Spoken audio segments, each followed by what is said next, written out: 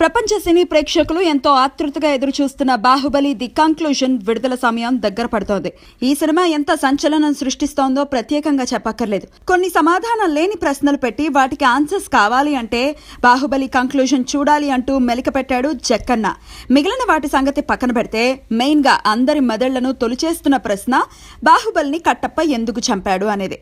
దీనిపై జరిగిన చర్చ అంతా ఇంతా కాదు. సామాన్యుల నుంచి సెలబ్రిటీల దాకా అందరిది ఇదే డౌట్.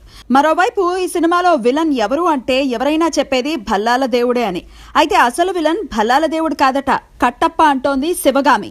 శివగామి ఎలా ఎదిగిందనే కథను ది రైజ్ ఆఫ్ శివగామి అనే పేరుట పుస్తక రూపంలో తీసుకొస్తున్నారు ఆనంద్ నీలకంఠన్ అనే రచయిత. ఇందులో మెయిన్ విలన్ కట్టప్పేనట. మాహిష్మతి సామ్రాజ్యానికి అధినేత కావాలనే ఆశతో తన తమ్ముడితో కలిసి బాహుబలిని కడతేర్చేందుకు కుట్ర పన్ని అమరేంద్ర బాహుబలిని వెన్నుపోటు పొడుస్తారట.